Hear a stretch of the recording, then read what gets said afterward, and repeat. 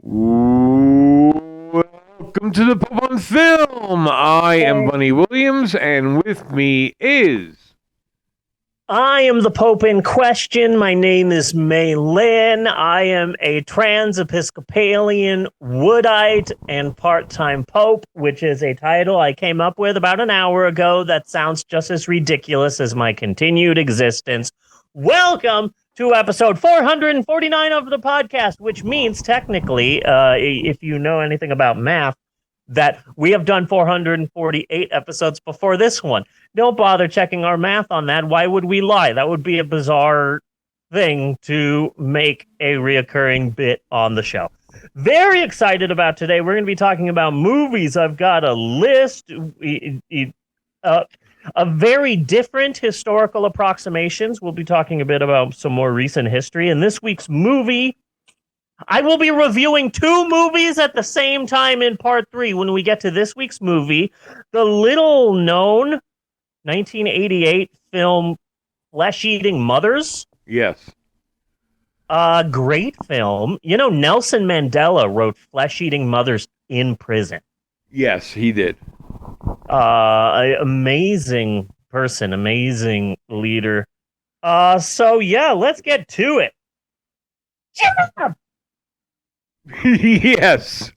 Bunny, I'm not calling you Jeff. Okay, I heard that. Okay, it's just that, as you may recall, we decided 5 episodes ago, back in episode 444, that our randomly occurring potpourri of little bits in the monologue should be called Jeff. Now, personally, I thought and still think that this segment should be called the Betty White Memorial Monologue segment, brought to you by Raid Shadow Legends. Download today. But Jeff was chosen, and so Jeff it is. So here's a bit of tiny stuff I came up with over the past 3 weeks. Let's Jeff this dang thing up to 11. All right. Culture war BS. Culture war BS. The far right, they don't have that much in terms of policy. But what they are really good at is getting Republicans and the far right and conservative Christians angry enough that they vote against their own best interests. And so they always are fighting these culture war things that the majority of Americans don't actually care about. Most Americans want safe access to abortion, and most Americans want trans people to be able to live their lives, but here are Democrats working on issues. Or some people just want fucking publicity. Yeah. And then here are Republicans saying that, like, okay, now that we've been elected into office, let's work on the issues that affect people. Hunter Biden's dick pics. Like, how does that help normal people? That's just culture war BS. And the GOP and the Republicans are are tearing themselves apart, and they're fighting each other. And there's Mitt Romney is trying to be like a normal, and then here's all these wackadoos, yelling and screaming and booing during a State of the Union, and I just think to myself, okay, we let just like Godzilla, just like that first American Godzilla remake, the Legendary Pictures one. Yeah. Let them fight. That's what I think of. Ken Watanabe. Every time I see the Republicans infighting, let them fight. Yes. Because, hey, us liberals are in a good position. Because the Republicans are just ripping each other apart, and Trump is probably going to end up making his own party, which will split the Republicans, the conservative vote, in half. And so, hey, Democrats, we're in a good spot. All you have to do is just be normal. Okay? Just be normal people. Yes. For just a little bit. And the Democrats will be fine. And then I see an article about Laguna Beach enacting a ban on balloons. Yes. You can't buy balloons in Laguna Beach. WTF, liberals? It's like okay, so here's the Democratic Party, and they're standing here and they go, "We are going to take one dramatic step forward." Oh no, have we alienated people? We want to be centrist. We don't want to upset people. Just to be safe, let's take 2 steps backwards. And that's the Democratic Party. Yes. And it's just all you Dems have to do is just be normal and not go off on your BS. And banning balloons isn't going to do anything for anyone. Okay, that's just the sort of idiotic nonsense that the Republicans like. Democrats aren't coming for your gas stoves. Democrats aren't. Remember when Joe Biden was banning all hamburgers, and now you can't find hamburgers anywhere? Yeah. But, like, a balloon ban, really? You're making liberals sound as stupid as Democrats think liberals are with your balloon ban. But, whatever. I have a great idea. But it's for a politician to get themselves in the news. Yeah. You know? Basically. So, yeah. Sales are down on Roald Dahl books. Let's edit them, and we will get in the news. Yeah. Or that jackhole from Friends who just popped up saying some shit, and Pamela Anderson. Well, let's get relevant again. Let's get the cameras on us. It doesn't matter how ridiculous what we're saying is. Yeah. We will be talked about again. Yeah. Yeah, it's all about just grabbing a headline or two. Bunny! Yes! 2 weeks ago, I was on my computer. Well, now 3 weeks. 3 weeks ago, I was on my computer. And I saw one of those clickbaity news articles. I use Google Chrome for my web browsing, and I only use it because there's a built-in game called Surf that I'm really addicted to. So you have stopped binging? Oh, no, I still Bing things. Okay. But I use Google Chrome as my web browser. So you Bing things through Google Chrome? Yeah. What kind of pervert are you? One of a kind, baby. I'm like an onion. Onions have layers. Yeah. Okay. So I'm on Google Chrome, and Google Chrome does this thing where it's like, okay, I open up Google Chrome, and here's like this bar of like, here's like the top 8 websites that you go to. You can click on your email. You can click on Twitter. You can click on YouTube. You can click on Facebook. You can click on, I don't know, rawstory.com. And then on the bottom is just this massive hodgepodge, a plethora of various clickbaity articles that they're trying to get me to click on. Yes. I saw one of these clickbaity news articles, but it's not news. It's just a listicle, you know? And for a while, all of the clickbaity articles on the bottom of my web browser were just homeowners in Oklahoma. If you make under this much money, you can qualify for a grant. And it's like, I don't care. Yes. Biden has messed up with this gaffe. No, I don't want to hear from Fox News. Eventually, doing that enough, the articles on my web browser started getting good at knowing what I might want to click on. So it got to the point where it's like, oh, I'm not going to click on this stupid article. I'm not going to click on this stupid article. Ooh, what is this? A science fiction film that bombed in the 90s is suddenly doing wonderful numbers on Netflix? Nope, I'm not clicking you. I want to click you, but I'm not clicking you. This is just clickbait. You won't believe what fans have to say about this once beloved Marvel movie. You're so close to getting me. Clickbaity headlines. Yes. You're getting better. So I get on my browser and I see one of these clickbaity news articles, and it's a listicle. And here's the headline: 10 unfilmable books they should make after Dune. I did not click on that article, but I've seen it. And I loved that headline because, yeah, everyone knows that that before effeminate 101-pound American Amelie, Mr. Timothy Omelet, made Dune and the upcoming sequel, Dune 2 Still Dooning, everyone wondered, man, if only one day someone could make a movie about Dune. But that'll never happen. Yeah. Oh man, can you imagine someone making a big budget Hollywood Dune film? Man, that'll never occur because that book is unfilmable. Like, how dare you sully the hard work of Sting, Kyle MacLachlan, and the band Toto? How dare you, sir or madam? How dare you? What other books are unfilmable that you would like to see one day get turned into a movie? And I'm sorry, it was still better than this one.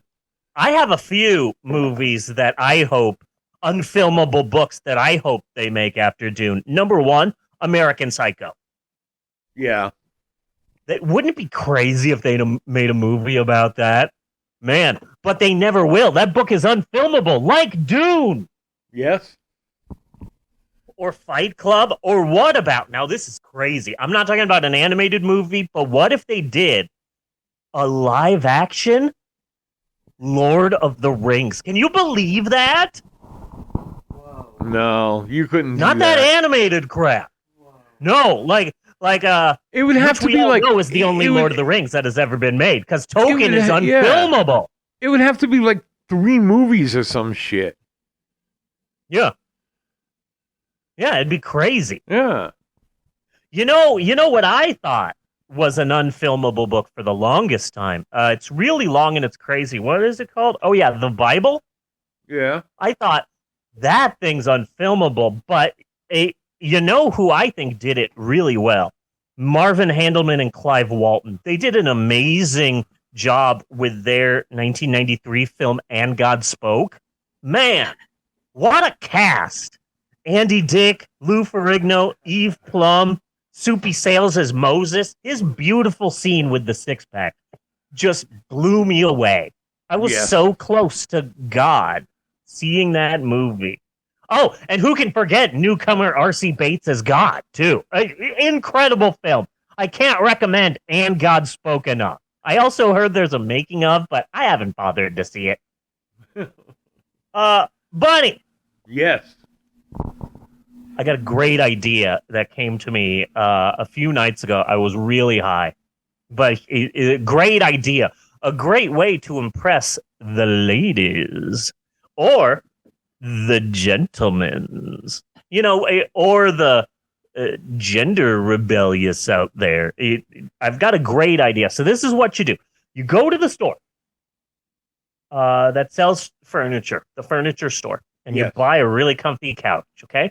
You get that couch, you bring it home, and you strip it. You strip it of all the fabric. If it's leather or if it's pleather, whatever, you strip it. And then you replace the cover of the couch with, you go to like a Michael's or Joann's Fabrics. You get some Lightning McQueen Cars fabric, and you reupholster the couch. And you know what you got now? What do you got? You got a couch. That is a great idea. I also still need about $1,500 to buy a thing I found on Walmart.com called a couch, COWCH, and it's a giant plastic cow couch. I need it. I need a couch. Bunny. Speaking of impressing the opposite sex or the same sex, I have been workshopping some new pickup lines. Okay. I'm really, every one of these is freaking gold. Okay? Okay. Each one of these is so good that your minds are going to be blown. Okay, so here are some of my new pickup lines, okay? Damn, girl. Did it hurt? when you fell from heaven, because your body is covered in a million eyes, and you have a sword that's on fire. Because what a biblically accurate angel would look like. All across America, as this premieres on YouTube's, panties fucking dropping right there.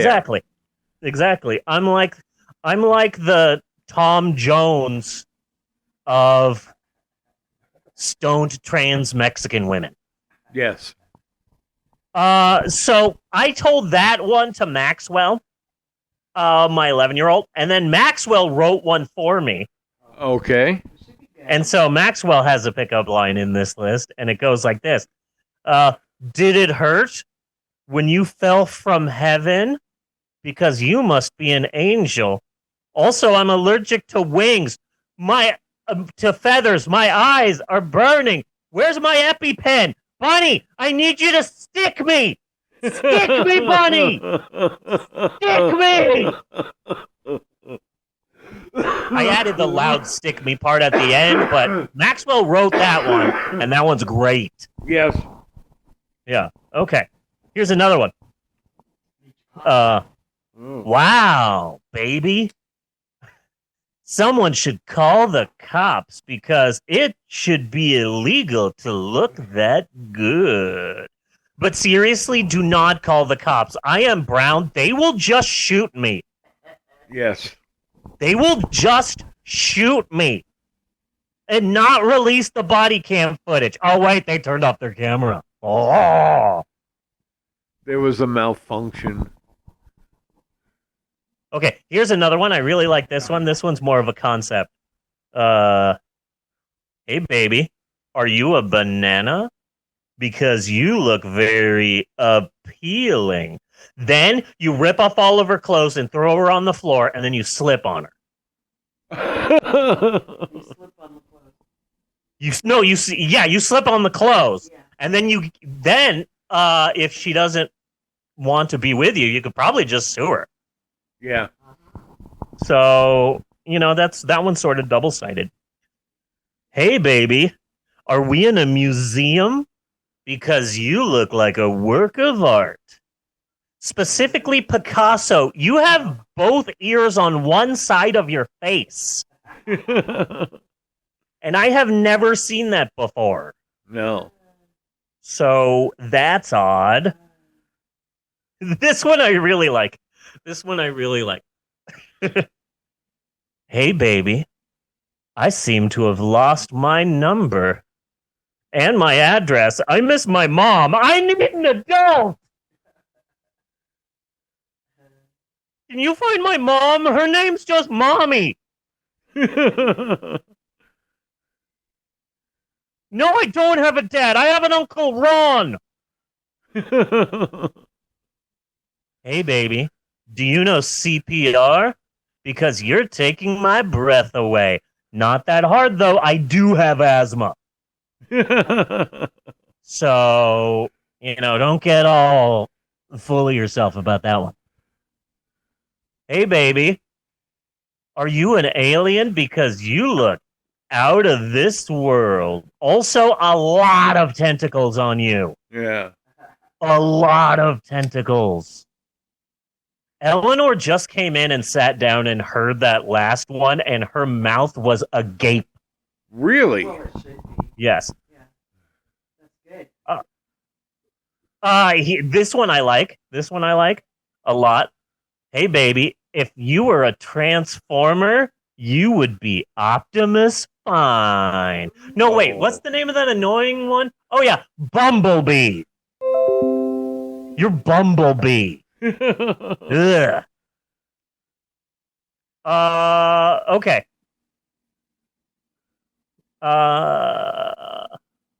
Here's another one. Hey, baby. Is there an airport nearby? Or is that just my heart taking off? Also, I smell burnt toast and I taste pennies. Yup, it's a heart attack again. It's not you. It's not you. But do you have a wallet? because I need you to put it in my mouth. I might bite my own tongue off.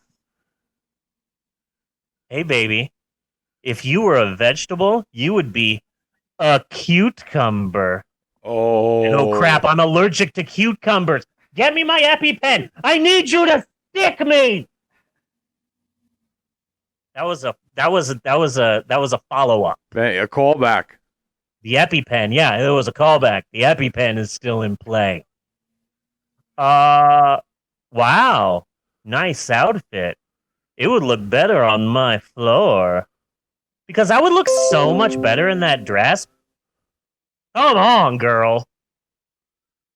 You don't have the body for that. I do. Okay?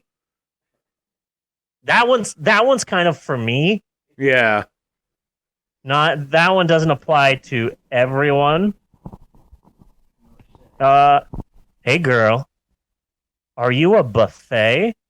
Because you look tasty enough to eat. Not in an Arnie Hammer way. To be clear. That always does have to be specified now. I am not a cannibal. Hey baby, are you Quentin Tarantino? Because you look problematic. And then you take off your shoes and you just shove your feet in her face. Ew. That one's another concept one. I have one final pickup line, but it's bad. 10-minute warning. Okay. I have one more, but it's really bad.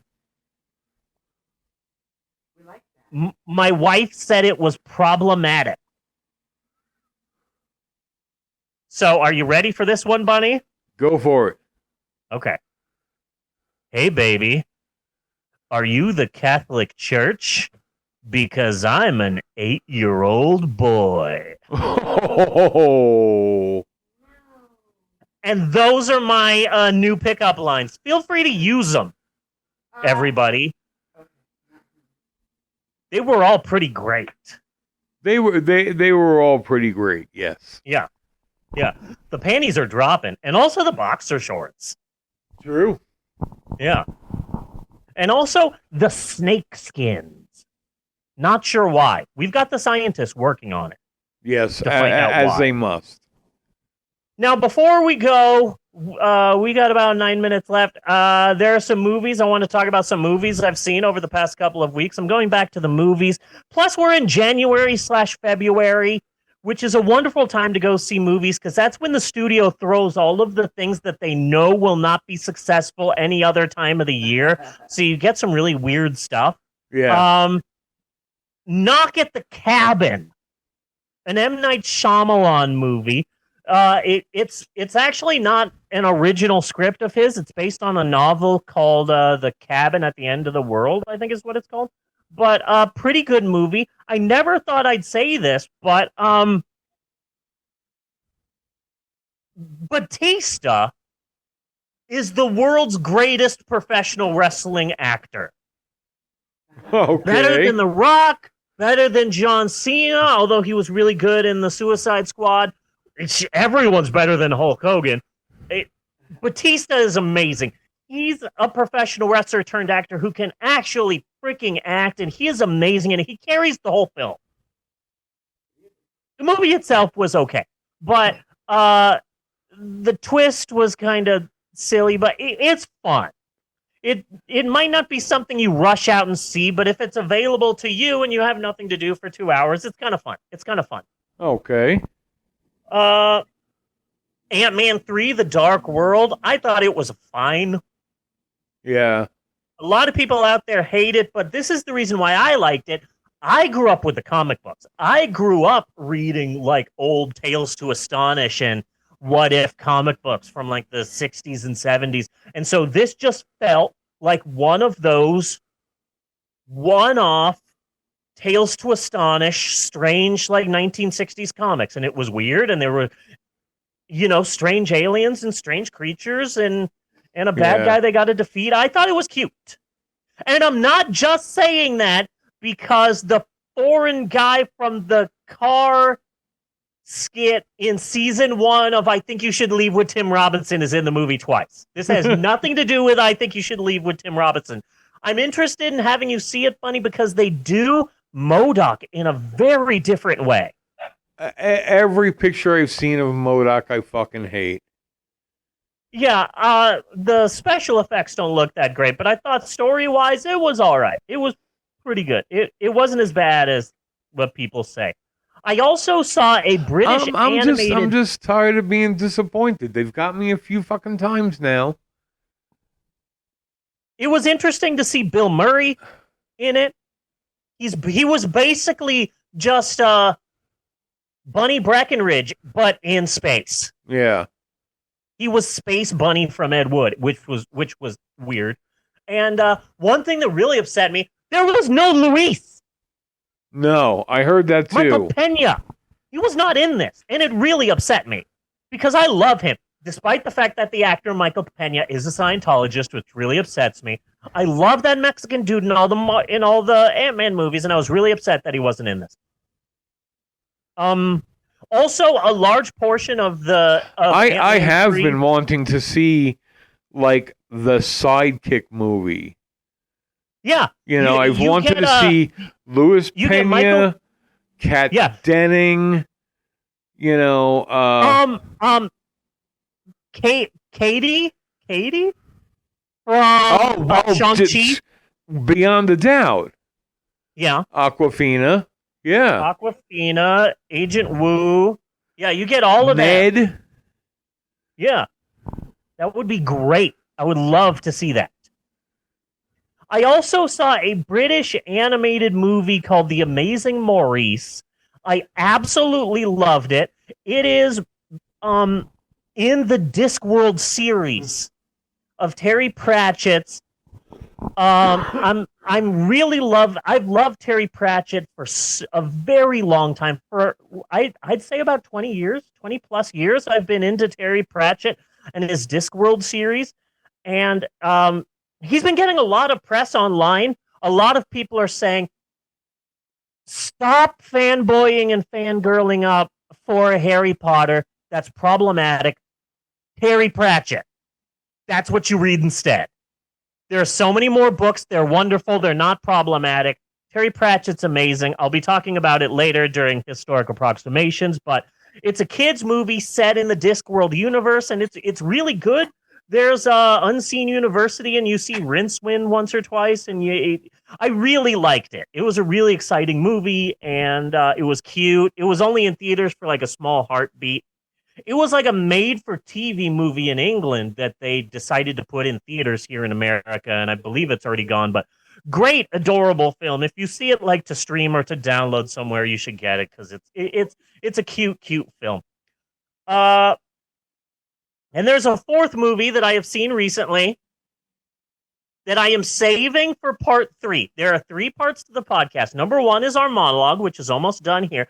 And then there's Historic Approximations, where we talk about history. And then in part 3 is when we finally get to this week's movie, the 1988 film Flesh Eating Mothers, based on the William Shakespeare play of the same name.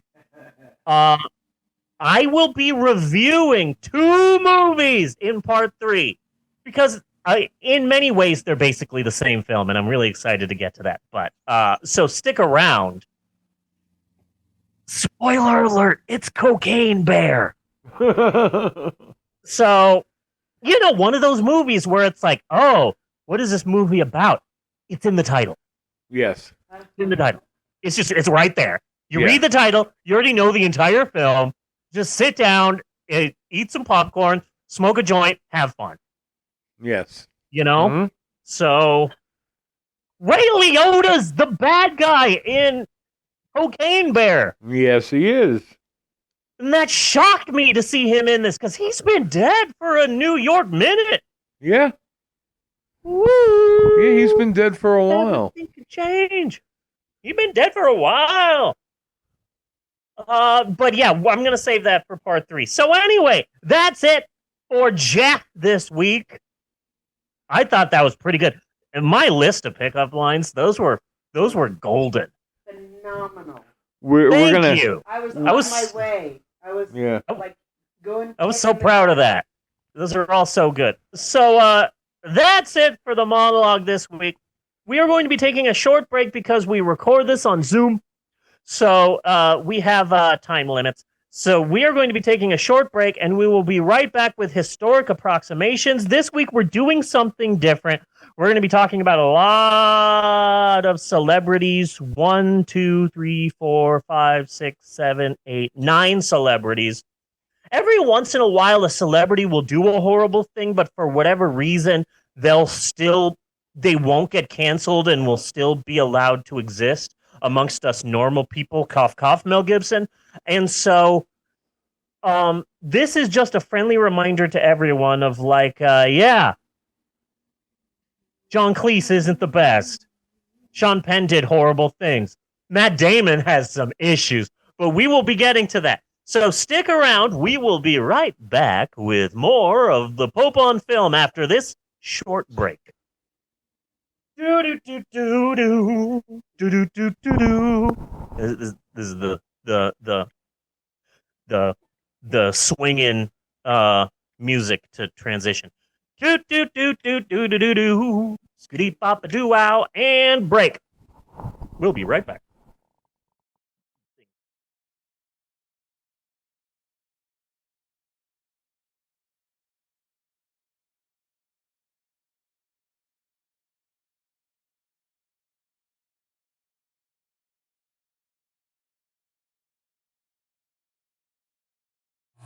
Look at this. Certified frustration-free packaging. Not frustrating. That's good. Guess I just pull here and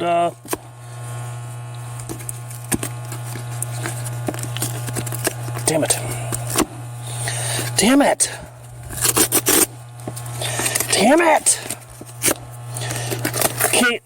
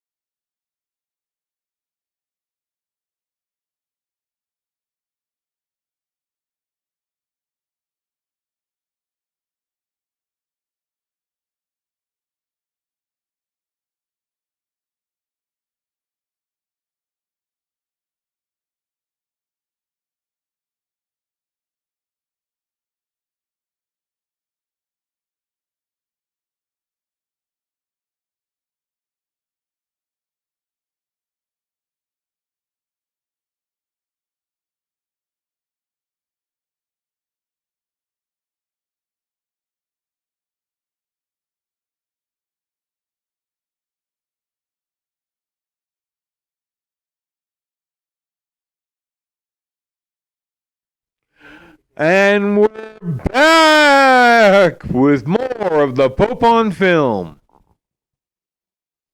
Honey! Yes? Why did I just open up my wife's Spotify? Hold on. I'm lost. Where am I? Oh, man. Hello? Are you there? I'm here. Okay. I'm not. Where? What happened? I somehow went out of my settings and into Natasha's settings?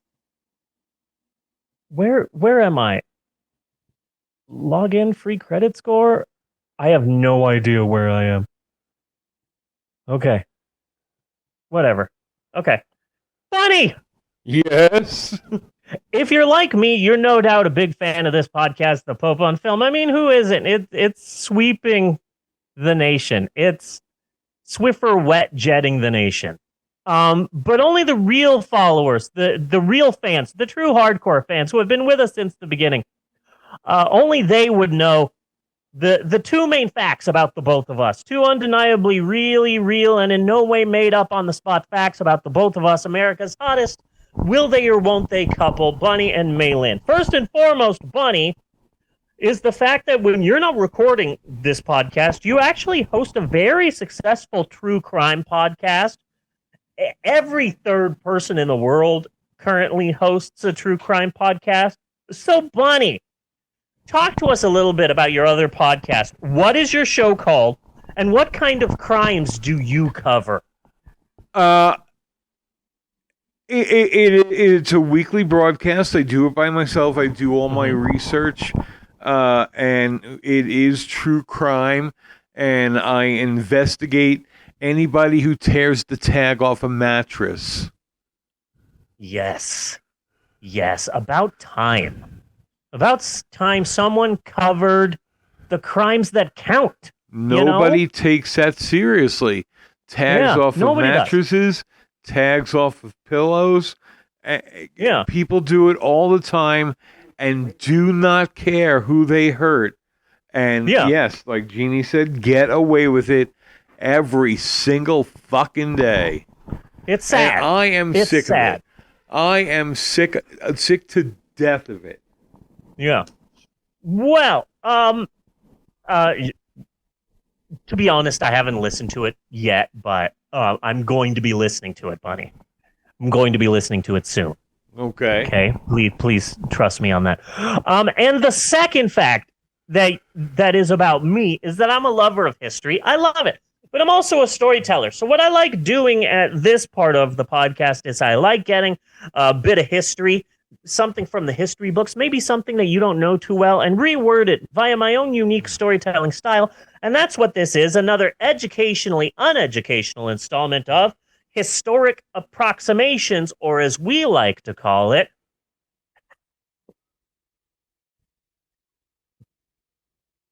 and that's capital H, capital A, small p. That's small p. P is very vital to the podcast. P fuels the entire show. America runs on Duncan, and the Pope on Film podcast runs on P. Boom. New tagline. Taking it. And again, to be clear, originally this segment for a long time was called Steve's Historic Approximations, or SHAP, as we like to call it, repeatedly, annoyingly, whether anyone wanted us to or not. However, a dead name is a dead name for a reason, and so we are moving on. So, what is happening with HAP this week? Well, my friends, today is a special one. I don't know where this idea came from, but here we go.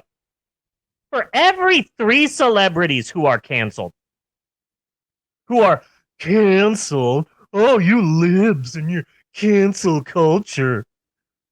Wokeism. The far right has dubbed it wokeism because calling it normal common decency would make them to be the bad guys. Yeah. A lot of far right people are like, oh, America's so woke, and the liberals and the progressives and the SJWs, oh, they're the real fascists. Like, if there's one thing that fascists love, it's talking about how the people who fight fascism and just want people to be treated equally, they're the real Hitlers. So for every 3 celebrities who are canceled, there's usually 1 celebrity whose cancellation, it just doesn't take for whatever reason, you know? And so what we'll be doing on this Historic Approximations is we are here to remind people. There are some stars who evaded cancellation for whatever reason, and we are here to remind you, hey, these people, they're still trash. So I've got a list. Bonnie, we're going to discuss them, okay? Are you ready? Okay, but one important person who has been canceled and were canceled to the day they died just because they put nipples on Batman, Joel Schumacher. It's so funny because they did like The Dark Knight. And it's like, oh, you know, Batman needs to be gritty. Batman needs to be dark. Batman needs to be foreboding. And then they did like a Batman v Superman. Oh, maybe we need to make Batman slightly grittier and make the film darker. Make everything happen in the rain. Or Batman needs to be dark and gritty. And then they're like, no, it needs to be grittier. Get the sparkly vampire from the teen movies. Make him Batman. Make the Riddler a freaking serial killer. It needs to be grittier. But in the 90s, they just went, nipples. Yeah. Nipples. Give him nipples. Nipples in a big codpiece. That's our Batman. Uh-huh. Give him an American Express card. Yes. Harvey, I'm Batman. So, yeah, Joel Schumacher. That's his name. Yeah. I appreciate a hero. He's a hero. That's the word you're looking for. Hero. I appreciate what he was trying to do because Tim Burton really wasn't a fan of comic books, so he said, I'm going to make Batman into a Tim Burton-y film, and ooh, here are the circus gang, and ooh, top hats, and they've got exploding juggling balls, and woo-hoo-hoo, everything's silly and dark and foreboding. And then they took it away from Tim Burton and said, Joel Schumacher, you have Batman. What are you going to do with it? And he said, I don't know Batman. I never read the comic books. I don't know anything about it. I did see a lot of Adam West. We're making Batman as silly as freaking possible. And like, I get that, you know? And I think that's kind of cute and kind of sweet. And I love Jim Carrey as the Riddler. He's my Riddler. My high schooler, his Riddler is Paul Dano. Fine. My Riddler is hilarious, though. My Riddler is super funny. Yeah. I still think that my preferred method of suicide is telling Tommy Lee Jones that he overacted in Batman. Yes. That would be my preferred method of suicide. Either that, or what was that movie, Secret Agent 69? What was that, Secret Agent? Cody Banks? With the woman, and she... Oh! Yeah. Chesty Morgan. Chesty Morgan, yeah. So those are my two methods of suicide, being Chesty Morgan or telling Tommy Lee Jones he overacted with Jim Carrey.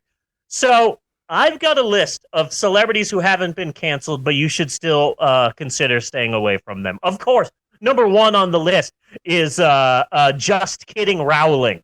JK. Yes. Rowling. I read somewhere online, I don't remember where I read this, but whoever wrote this, mwah, chef's kiss. Italian chef's kiss.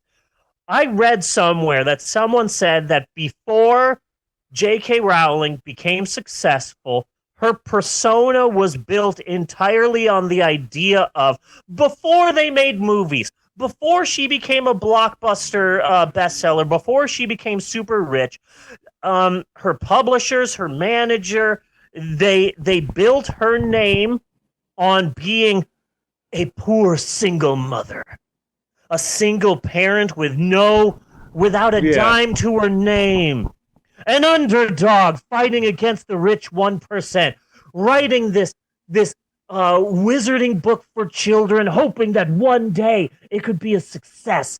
That was J.K. Rowling. a proud feminist fighting against the system. She was poor and she did what she had to and buy her book because she is a hero. But what happens when that underdog becomes literally the rich 1%? Yeah. What happens when that poor single mother becomes literally a billionaire? Well, what happens is she still needs to find a way to make herself out to be the victim in fighting a group. So she just picked the group that is the smallest and rarest and usually doesn't fight back. So now here she is, just literally out here making trans people's lives dangerous. Yeah. She is a hateful bigot who can't take criticism. It's disgusting how many fans she still has. I get it, people. The Wizard books were popular when you were growing up. Oh, you aged along with the Harry Potter movies. And by the time they got to the last one, oh, the kids were older and so were you. And the films matured with you. I get it. I get it. But now the author is a rich billionaire who literally wants me dead and my children taken away from me. I'm sorry. Read Terry Pratchett instead. Yeah. He actually is his wizard books are funny and well written, and they're for adults, and they don't have really anti-Semitic caricatures in them. I read also somewhere online that there was some online game where you go into these mines and you're killing all of these trolls, but Terry Pratchett specifically went out and created a mod for this game where you don't have to kill the trolls and you can study them. And it's like, that alone, good for you, Terry Pratchett. He's a British author. He has written a bajillion books in the Discworld series. You don't even have to read them in order. Just pick one. My favorite is Mort, Soul Music, The Hogfather, Moving Pictures. The first one, The Color of Magic, The Amazing Maurice and His Educated Rodents, all the Night Watch books. I've started getting into the Granny Og, the Witches books. They're all really good. Some of them have been made into movies that you can find online or even on YouTube. Some of them have been made into animated miniseries. His books are amazing. Read those instead of J.K. Rowling. Yeah. She sucks. Just period. She wants me to die. Yeah. And so maybe don't. I'm sorry. I know you just want to throw all of your money at a wizard series from when you were kids, but she wants me to die. Yeah. So how about you don't give her any money anymore? Okay? Please? My favorite part is when she Matt Groeninged herself. She finished writing the wizard books and she said, I can do it again. I had one big hit. I can have another big hit. So she started writing mystery books under a pen name. I am such a good writer that people are going to love these mystery books, even though they're not. Even though I haven't put my name on them. Let me get a fake name, Robert Galbraith. Sure, whatever. People are going to love these Robert Galbraith books, and Robert Galbraith is going to be such a massive hit author. And then I'll come out and say, haha, surprise, it's me, J.K. Rowling. People are going to love these books. And what? No one's buying them? Okay. Hey, everybody. J.K. Rowling wrote them. What? I can't believe that got leaked. That's my favorite part, when she leaked the fact that she was writing these books under a pseudonym because no one was buying them because no one cared. In her last mystery book, it's all about this trans killer who's preying on women. And yeah, she's garbage. Please stay away from J.K. Rowling. There you go. Yeah. Please stay away from her. She wants to kill me. Speaking of, our next person on the list, sadly, is John Cleese. Wait, we're doing a list? This is a hap. I have a list of people and the historic things that they did Okay. that caused them to be garbage. Yes. Like the last one on the list is Sean Penn. I think a lot of people don't know the history of Sean Penn. But neither of these people are canceled. No, but they should be. Okay. It is shocking that J.K. Rowling is still making billions of dollars every year when she wants me to die. Yes. Yeah. So this is a historic approximations where we talk about the history of these celebrities who were not canceled and why they should be. John Cleese. Monty Python alum John Cleese. We get it. You liked Monty Python back in the day, probably when you were growing up because you were a weirdo. I was too. But maybe go back and rewatch the Monty Python shows. Pay good attention to the blackface, the red face, the yellow face, the racism. Listen to the Monty Python song "Never Be Rude to an Arab," and the part with the N-word, where they just straight up use the N-word. Hey, Monty Python, maybe don't use the N-word. And what about Raymond Luxury Yacht? It's spelt Raymond Luxury Yacht, but it's pronounced Throat Wobbler Mangrove. And he's wearing a big fake styrofoam nose. And the interviewer says, "You're a very silly man, and I don't want to interview you." And Throat Wobbler Mangrove says, anti-Semitism. Get it? Because he has a huge hook nose. Yeah.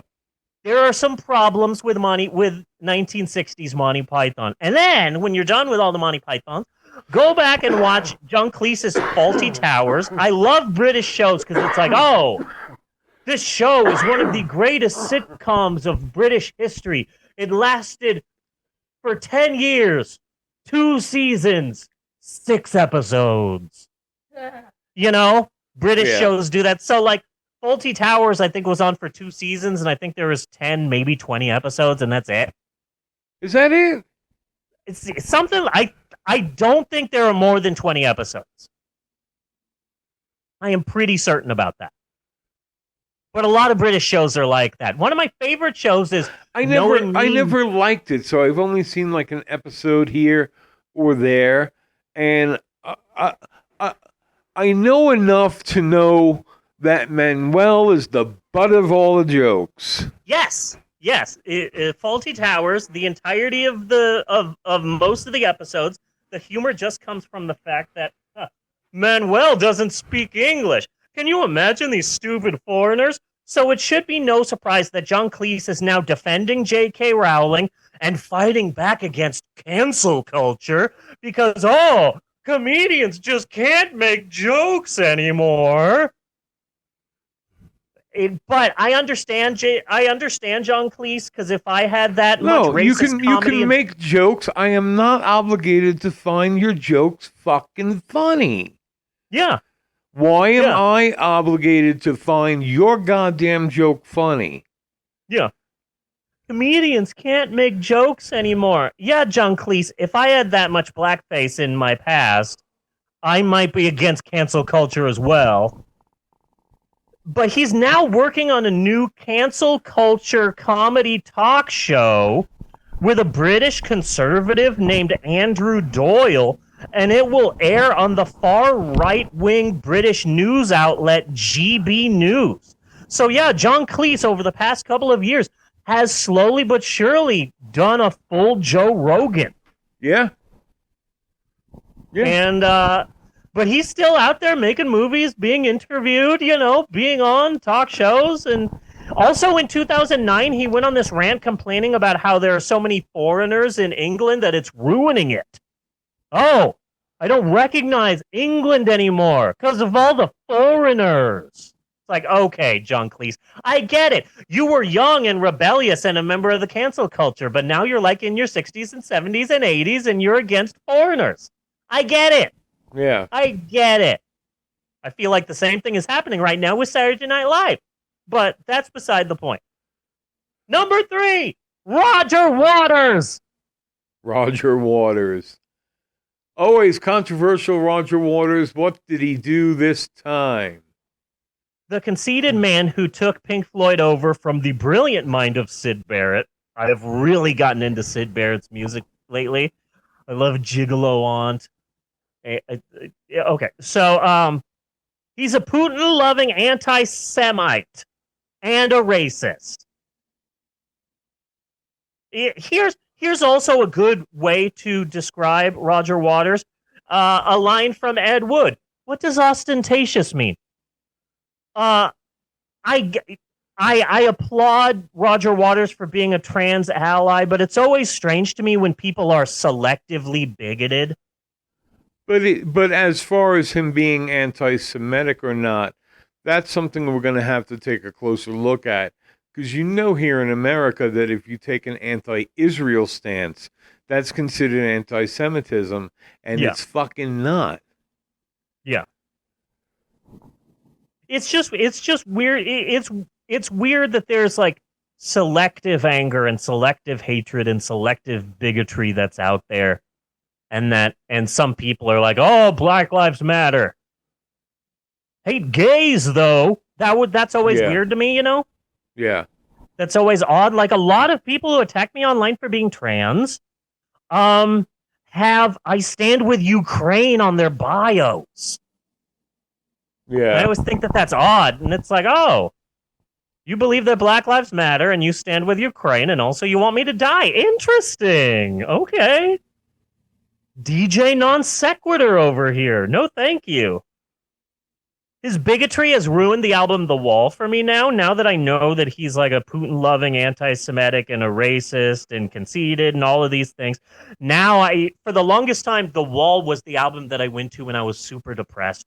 And I was like, I wanted to wall myself up from the outside world. I would listen to The Wall. But now I listen to it, and it just sounds like a guy who needs therapy complaining about how difficult it is to be a rock star. It's like, man, this sucks. And I want to take this time to say that this has nothing to do with my older brother. Okay. I have an older brother named Joe. He is a super huge Roger Waters fan. I'm not hooping on Roger Waters just because my brother is a fan. My brother and I had a sibling rivalry growing up, and it continued until we got older, and then eventually I moved on, but my brother is still out there trying to be better than me, when I'm just out here trying to live my best life as my authentic self. Like, I worked on a rubber band ball for a long time, and I was really proud of it, and then suddenly my brother is on social media. Look, this is my rubber band ball. I've been working on it for the last 3 months, and my goal is to make it bigger than my siblings' rubber band ball. And it's like, why are you coming after me? Like, I remember last year talking about the race that I was going to do and how nervous I am, and my brother got on my social media. Don't worry about it. I did a race that was exactly that length earlier, and I did it in this time, which is better than yours, and I am a smoker, and I have bad knees, so I wouldn't worry about it. And it's like, okay, it sounds like you're just going out of your way to make sure that I know that you did better than me in this race, and it's the sibling. I wouldn't be surprised if tomorrow my brother came out and said, after much soul searching, I have come to the realization that I am double trans, which is twice as many trans as my sibling. Oh, that's he would probably call me Steve, to be honest. That's good. Well, first off, I have been waiting for something like that from Joe. I have. Yeah. Yeah. And I've said it before. I'm pretty sure. I think I'm on record for that. But yeah. I'm curious about this double trans idea that you had. Yeah. I mean, because it kind of implies to me that he has transitioned and then transitioned back again. I mean, yeah, I figured that he would come out trans? and say that he was double trans, that he identifies as a trans woman who identifies as a trans man. Get it? It's a joke. Now I don't have to change who I am. Yes, it sounds like a my brother joke. It has a quality similar to the fastest gunfighter. Yeah. You know? Yeah. Like, I remember one of the last times that we hung out, and my brother's like, hey, I figured out what's wrong with me. I have OCD. And it's like, okay, but I don't think you do. I think you're bipolar, because I'm bipolar. And bipolar is like a genetic thing. And our father was most certainly bipolar. So I think you're bipolar too. No, I have OCD. I have a thing with numbers. And then, like 6 months later, he comes out on social media. I have an announcement to make. I now realize that I suffer from bipolar disorder. And it's like, okay, yeah, I thought it was odd that I had this one thing to myself. So it's not surprising that my older brother has come to take it. So, okay. But I'm just trying to live my life, you know? Just trying to live my life. But Roger Waters sucks. It has nothing to do with my brother. Sharon Osbourne. Sharon Osbourne. She has been accused by a number of former colleagues and coworkers of numerous racist and homophobic slurs. And I love the idea that Ozzy's wife is the controversial one. Yes. And Ozzy's just at home with a cup of tea, and a crumpet reading the paper. And Sharon comes into the house and Ozzy goes, what happened to you today, love? I got fired again. Oh, I told you. You're so controversial. Why don't you just sit down and eat a bat and relax? I love that. I love that idea. That, like, Ozzy Osbourne, you'll hear his music playing in freaking Macy's. Yeah. But Sharon is the controversial one. Wonderful. I was at the mall, because there's a mall in my town. That's how backwards Oklahoma is. We still have successful malls. I was at the mall, and on the radio, they were playing I Want to Be Sedated by the Ramones. Yeah. And I just thought, if Joey Ramone were alive, he would kill himself. Seeing teeny boppers outside of the shoe store eating a hot dog on a stick and listening to the Ramones while wondering if they should go to Hot Topic or not.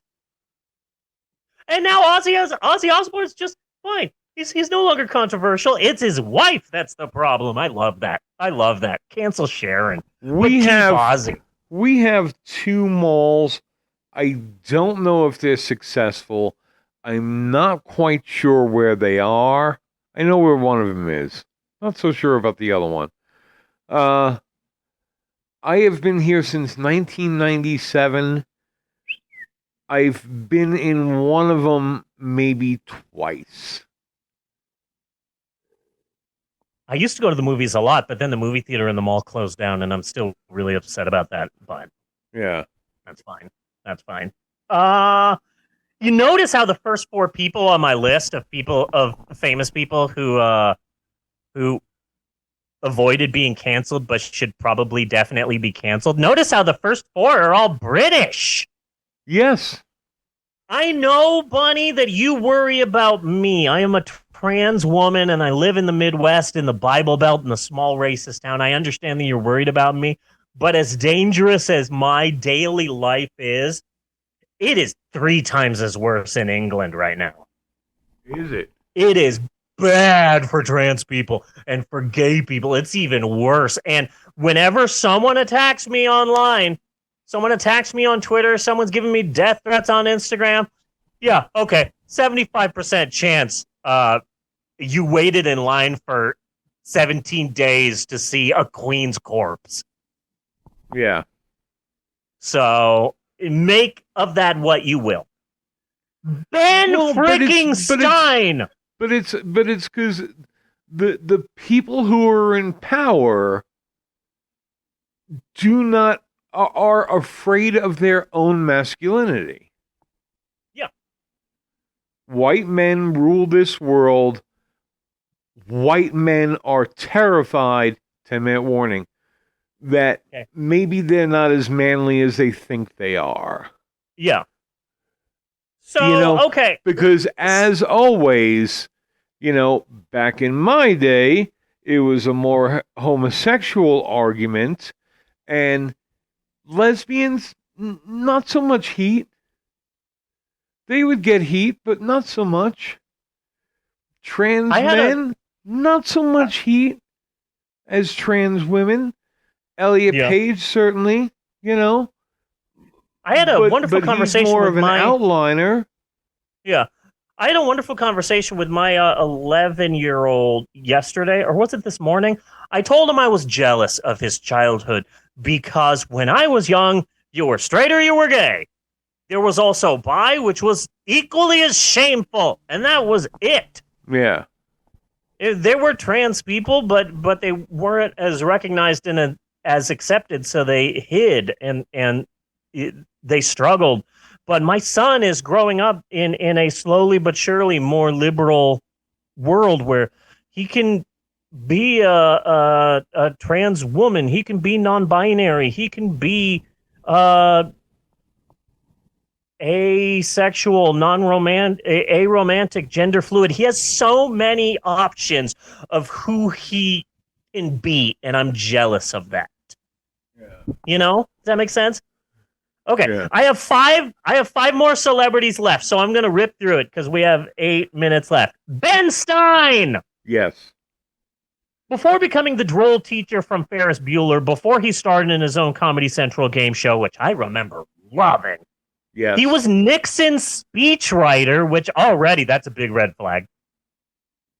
But he left politics and became a successful actor and TV personality, but recently his droll shtick wasn't enough to keep him rolling in cash, so he has gone full right-wing. He called Obama more racist than all the other previous presidents, including the ones who owned people. Yes. He has said some really he had some really racist stuff to say about Michael Brown's death at the hands of cops. And he recently posted a video where he lamented syrup, how he missed having a large African-American woman on his syrup container. But thanks to the woke liberal mob. Like, okay, Ben Stein, you can shut up. Yeah. You can shut right up. Because you were popular, now you're not popular anymore, and you've gone full right-wing. Speaking of, here's a late edition, Dilbert. Dilbert. Oh God. Cartoonist Scott Adams blocked me long ago. Unreal forever. Yeah. Scott Adams, the cartoonist who created Dilbert, he blocked me forever ago on Twitter. I think because he's one of those celebrities where it's like, I'm super successful. Oh, wait, I'm less successful. Oh, wait, my wife left me. Well, guess I'm becoming a right-winger. And so he went far right. And during the pandemic, he was like an anti-masker, anti-vaxxer. COVID is fake, like nonsense conspiracy theory, QAnon, pro-Trump nonsense. And I started making fun of him, so he blocked me on Twitter. A few days ago, he went on a rant where he urged white people to avoid living near blacks because all black people are a hate group. Okay. The guy who made freaking Dilbert. And now his strip is being dropped left and right by major newspapers and stuff like that. This isn't surprising. If there's one thing people think about, they think about the bad boys of rock and roll and the bad boys of comic strips. Who can forget when the creator of Hagar the Horrible destroyed his hotel room? Yeah. Jim Davis, the creator of Garfield, he actually did something with an underage groupie, and two sharks, which was worse than what Led Zeppelin did. Yes. The bad boys of cartooning, you know? So everyone knows how crazy those cartoonists can be. Yeah. Matt Damon. There's a lot to unpack here. Matt Damon, okay. From the horrible, he had some horrible things to say in 2018 during the Me Too movement. And like the Me Too movement was happening, and he came out and he said like, hey, yeah, there are some bad people in Hollywood and they're like rapists and they're perverts. But I don't think that us men should be lumped in with those people just because we smack a woman on the butt or think they're pretty. And it's like, okay, Matt Damon, you need to shut your mouth right now Yeah. because you're coming dangerously close to a line. Then he also starred in the 2016 film The Great Wall, which is real whitewashing at its finest. It's a Chinese film about how Matt Damon is a white man who built the Great Wall of China. Oh, okay. And the final one, this one pisses me off so much. In an interview, he said that his daughter sat him down and talked to him and schooled him on how the F slur is actually offensive. And now he doesn't use the F slur anymore. But he didn't do that interview in 1997 or 2002 or 2015. That interview was from 2021. Yeah. You stop calling people an F in 2021? An F-A asterisk? An F asterisk G? You stop calling people that in 2021? Damn, bro! Bad Matt Damon! Shazam! His name is Zachary Levi. I'm just calling him Shazam. In the beginning of 2023, amidst the promotion of Shazam 2, the film star Zachary Levi tweeted some anti-vax stuff. And man, I was excited for Shazam 2. But nope, not going to watch it now. Thanks, Chuck. He said what? Now Shazam guy joins so many other celebrities who have refused the COVID vaccine. Big time celebrities, too. Chet Hanks? What? Yeah. Rob Schneider? Man, will his star ever stop rising? Evangeline Lilly, which pisses me off because I just saw Ant-Man. Yeah. And of course, the two biggest names in the celebrity anti-vax movement, Kirstie Alley and Olivia Newton-John. Those two are surprising because they're both the pinnacle of health. I do not feel ashamed for that joke at all. Period. I feel no shame for that joke. And finally, Sean Penn. Nowadays, when you see Sean Penn, he's righteously out there in ground zero helping marginalized groups, poor people, minorities, homeless people. It's not surprising to see him at ground zero of whatever the latest American tragedy is. And he's there on the ground floor helping people out. I vividly remember a picture of him in Rolling Stone magazine in a small canoe during Hurricane Katrina, helping people. And he had like a red Solo cup, which he was using to get water out of his boat. And I just remembered that vividly in my head that Sean Penn and his red Solo cup are here to save the day. He's dedicated his life to helping people, and there's a reason why. I like to preface this by saying that Sean Penn and Madonna have recanted their stories, and now and they now deny that all of this happened. But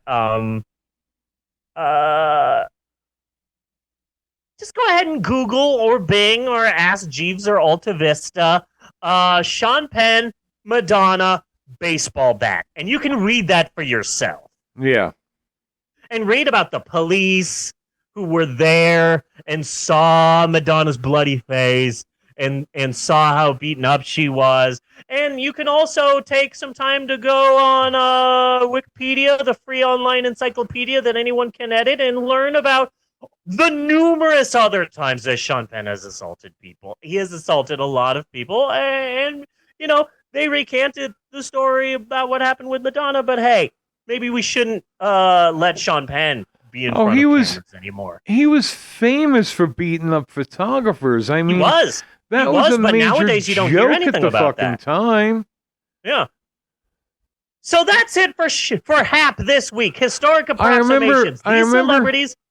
Go ahead if you want to wrap it up. Yeah, these celebrities, stay away from them.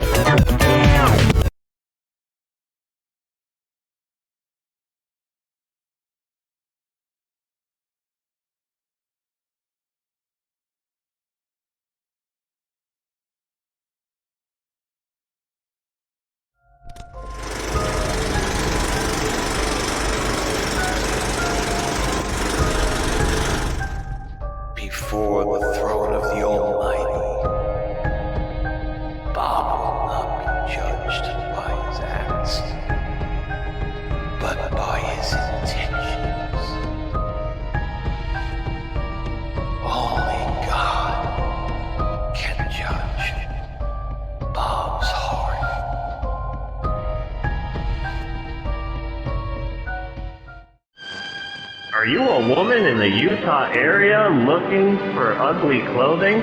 Then stop on down to the Black Dress Warehouse. We are Utah's leading supplier of black or dark gray dresses. Do you want to look like a housewife? Do you want to look like a woman who is suffering depression or is possibly mourning the loss of a loved one? Or perhaps you're a woman being haunted by the grim specter of death. If you are, then come on down to Black Dress Warehouse. We sell black dresses, and that's it. Off of Route 9 and Main Street, Black Dress Warehouse.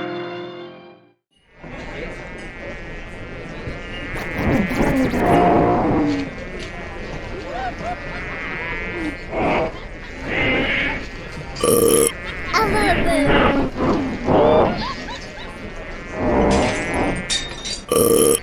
I love it.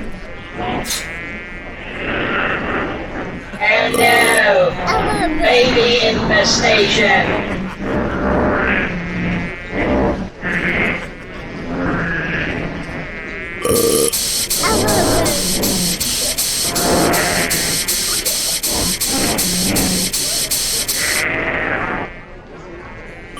I love it. I love it.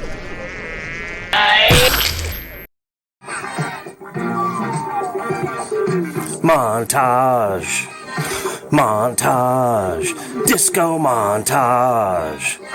It's a montage. We're cleaning up the streets.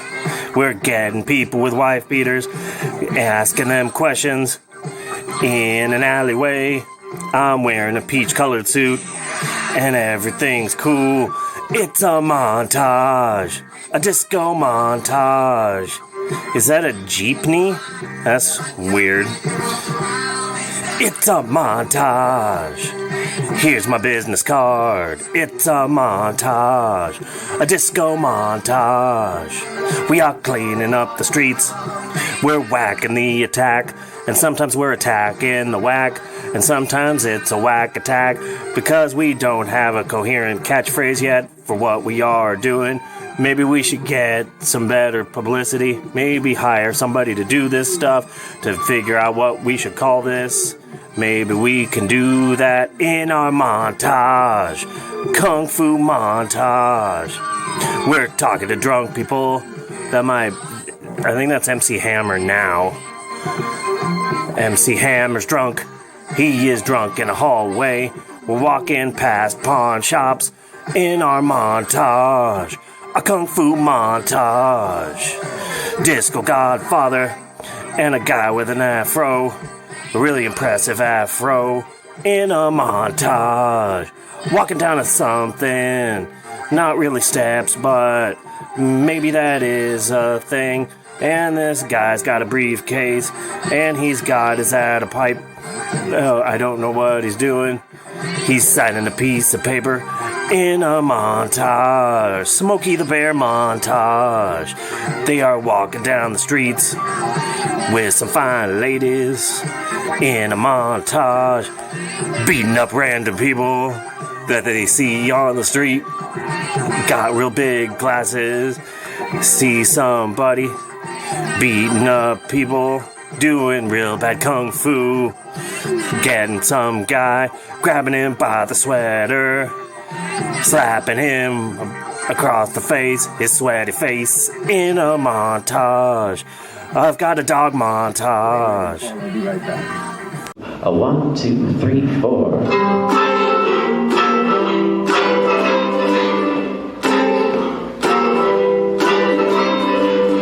You look so pretty next to somebody else. I'll tell you, I'll just tell you.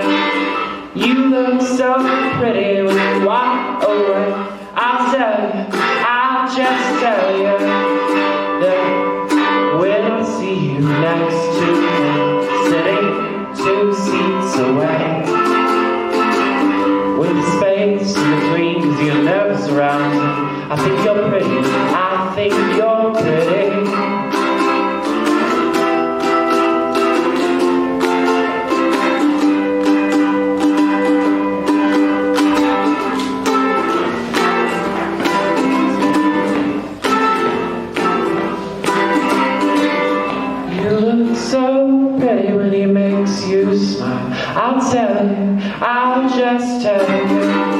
You look so pretty when the lights turn down. I'll tell you, I'll just tell you, there's no place I'd rather be than where you would love to be away from me.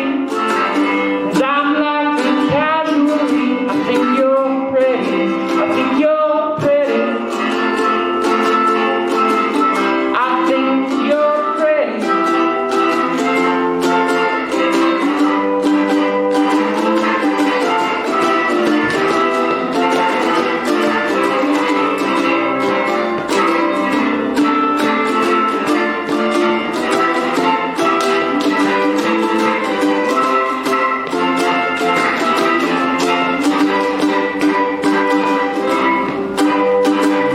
You look so pretty next to someone else. You look so happy not by yourself. You look so happy next to someone else. So much pretty without a gun in your mouth. Get it? Because I was touring with CJ.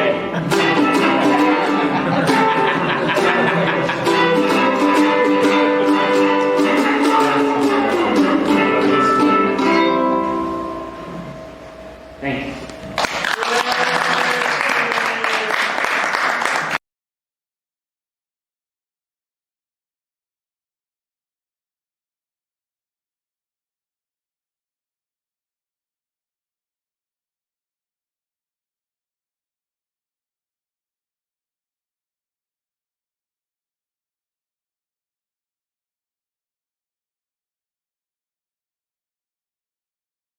Huh, look at this. Certified frustration-free packaging. Not frustrating. That's good. I guess I just pull here and damn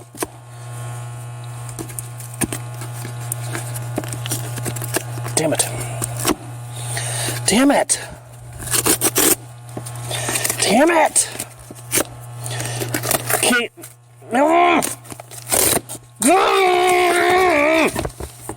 These are some of my favorite worst posts from the last few weeks on the Oklahoma City Craigslist page. This one is called Prince Media Pandering. And it says, Prince, you would have thought he was the president the way the media carries on about this non-talented transvestite!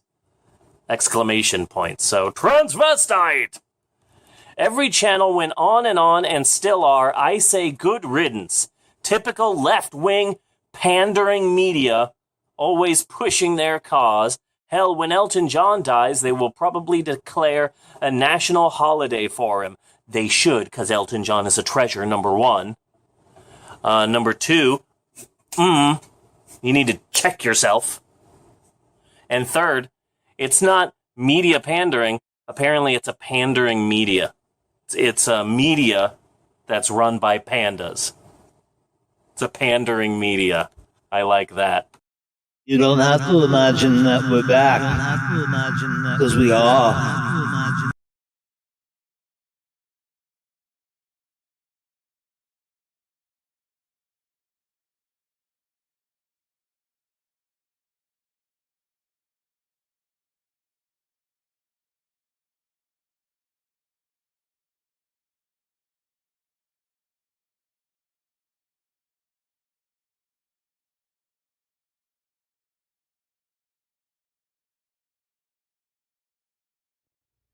Welcome to a typical American town with good, solid values. The kids go to school. The fathers have good jobs. Anybody home? Billy! And the mothers eat their children.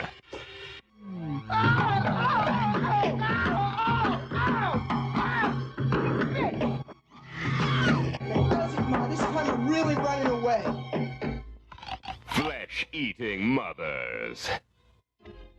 My mother ate my baby brother. Yeah. My mother ate my father. She's never done anything like this before. See what happens when a strange virus is covered up by the authorities. There's an epidemic out there. Mothers are eating their children. and sends the housewives into a flesh-eating frenzy. This chick's got a cannibal for a mother, and her mother's friends, man-eaters, all of them. Don't talk about my mother that way. You'd think in the future they would show some good breeding. Oh, Mother!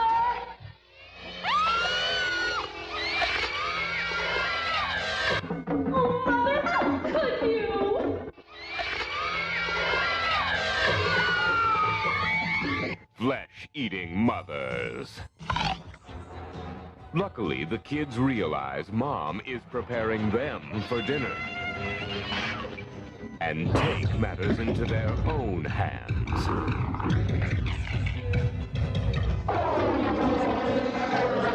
You know, my mother told me never to deck a lady, but she didn't say shit about a cannibal.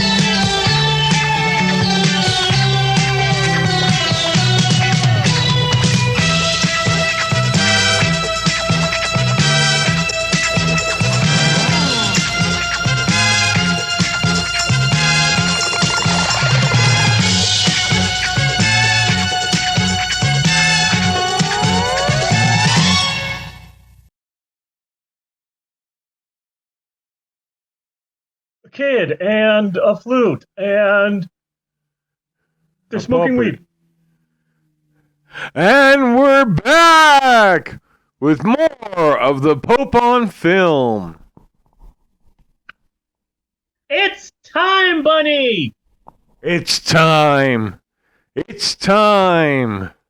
Yes, Bunny, my friend who is more than brother to me. I embrace thee. See, if you are a member of our Facebook group, you get that reference. So go join our Facebook group because we post the spiciest memes. Yes, we do. Hot off the presses. Yes, Bunny, my friend, it is time once again for all of us here at the Pope on Film podcast to whip and or nay our way into the third and final part of our big show.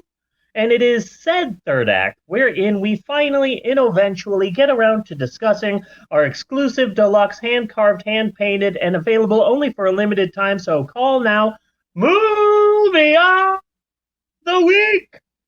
And this week, we watch one of those movies where the title just says it all. The 1980, obscure? Would you call this obscure? I would call this obscure. I would call this obscure. The obscure, low-budget 80s horror film, Flesh-Eating Mothers, based on the William Shakespeare play of the same name. And I'd like to start off the discussion of Flesh-Eating Mothers by saying this. There's a lot of horror movies that came out in the 80s. Yes. The 80s were a prime time for horror movies. But I have never seen one like Flesh-Eating Mothers that so clearly, so loudly screams a Tubi TV exclusive. Yes. Because Flesh-Eating Mothers is available to download right now on archive.org, or you can watch it for free on YouTube. Or, yeah, you can go to Tubi. This movie's on Tubi. Because of course it is. This is a Tubi film. Yes. My favorite line is that the one guy says in the preview that you just ran during the break. My parents told me to never hit a woman, but they didn't say anything about a cannibal, and then he punches the mom in the face. Yeah. Love that scene. Love that so much. There is a sound in this that sounds like a pig squealing, and they play it over and over again during all of the death parts, and it drove me insane. It drove me straight up insane, especially at the end when the like crooked cop finally gets his comeuppance and they're just playing it constantly. And I wanted to throw myself out of a window. But this is just one of those movies where it's like, this movie is stupid. This movie is dumb. This movie is so badly made. But next weekend, if I'm high and I'm just hanging out and I have nothing to do, I might put on Flesh Eating Mothers. Yeah. You know, it's one of those movies that's just so stupid that you can just you want something on in the background, put on Flesh Eating Mothers. I don't know. I found it overall horrible. With some bright spots. Yeah. It's a horrible film. Okay, so see, right off the bat, the trailer looked interesting. Okay? The trailer looked interesting. And then starting the movie, like the opening credits, I was really impressed with. I was like, damn, this is a really inventive, low-budget way of doing an empty opening credit sequence with like the kids' drawings and stuff. Yeah. Nice opening, and then we get to the first shot, and I'm like, oh fuck. the tagline first for the shot. A guy is running through the woods in the winter. And he's running. Yeah. He's running normally. And then he's suddenly... not making any noise. He's just running. And then suddenly his arm is just off. His arm's just gone. And then he starts screaming. Yeah. And it's exactly like we don't see the arm. When Wile E. Coyote is walking in the air and then he looks down. Yes. And that's when he falls. That like his arm is missing and he's like, I gotta get out of here. I gotta get out of here. Wait, I'm missing an arm. Ah! Yeah. I love that. And there's no, we don't know when he lost his arm. Nope. You know, we did not see the arm come off. We did not see the arm. All we saw is this guy is missing an arm. Well, I assume, and then he shoots his wife. I assumed that guy lost an arm because he was betting in a hotel with Quentin Tarantino that his Lucky Zippo would light 10 times. Yes. That's usually how people lose body parts. Yes.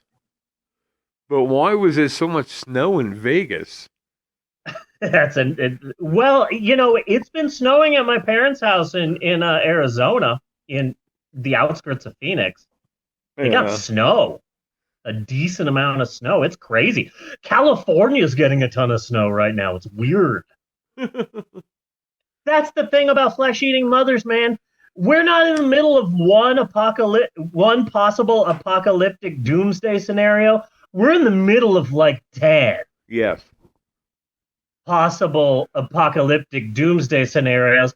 And so I'm sorry, I don't want to go see a 3.5-hour drama about the plight of these of like how effed up this one situation is. No, just give me Flesh-Eating Mothers, man. Every character was horrible.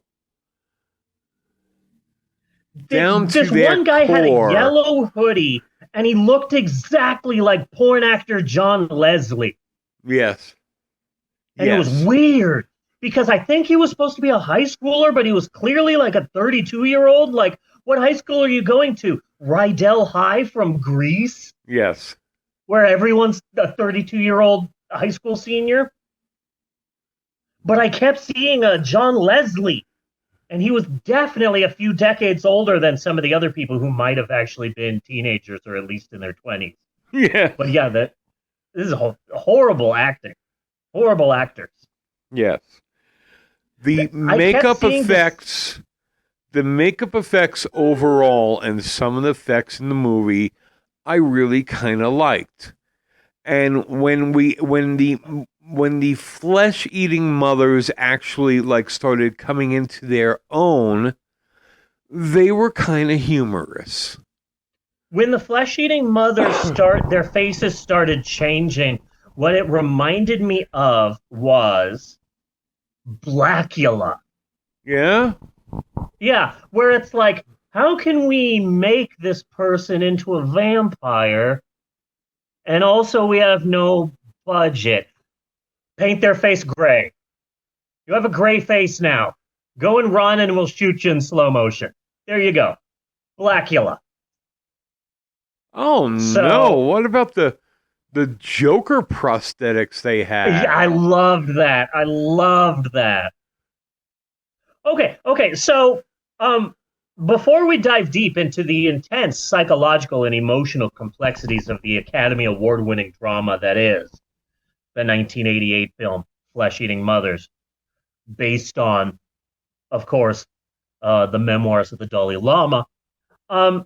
As I said earlier in the show, I've been watching a lot of movies in theaters. At the end of 2018, my wife got me the AMC A-List membership. And so for $25 a month, for $25 a month, I get 3 free movie tickets a week.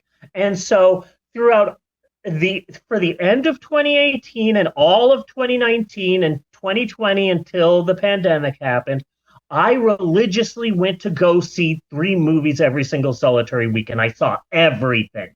And then the pandemic happened and movie theaters closed, and now it's 2022, 2023, and I'm starting to go back into theaters, but I'm not going to see everything. Yeah.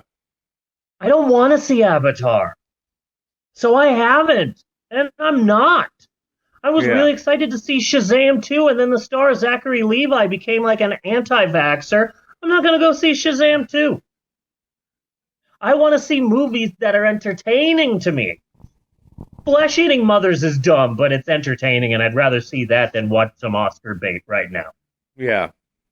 I'm sure that All Quiet on the Western Front is brilliant again, but if my choice is between All Quiet on the Western Front and Knock at the Cabin, I might see Knock at the Cabin again. Seriously, Batista's a good actor. Yeah? Yeah. He's a good actor. I loved him in Knock at the Cabin. So, okay. I recently saw a movie in theaters. It just came out, and I figured I would save my review of this brand new movie until the end of the show, because let's just say there's more than a bit of overlap. The movie I'm talking about is Cocaine Bear. Okay. So let me tell you the plot of Cocaine Bear. It's all in the frickin' title. Mm-hmm. A bear does cocaine. Period. That's it. You don't. I saw some popular TikTok about it. You don't have to read a bunch of comic books. You don't have to read the book before. You don't have to familiarize yourself with all of these things. No, the entirety of the plot is in the title. A bear did cocaine. Period. Go, have fun. Sit down, have some popcorn. It's stupid. It's dumb. You'll have fun.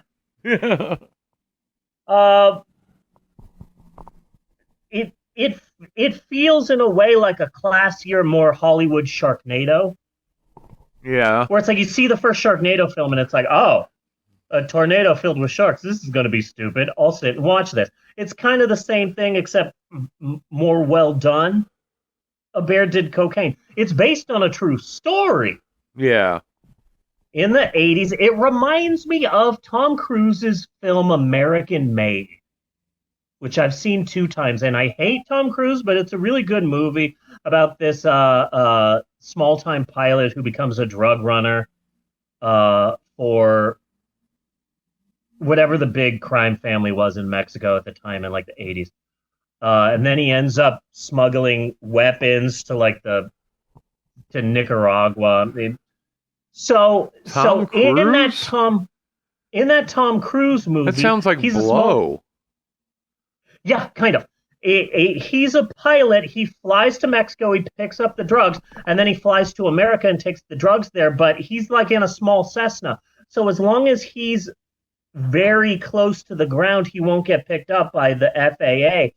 So he drives to some forest or some woods or some swampy marshland, and he throws the drugs out of the plane, and then the drug dealers will just find where the drugs landed and pick up the drugs and then distribute them. And that's how they did drugs in like the 70s and 80s, how they got drugs into America.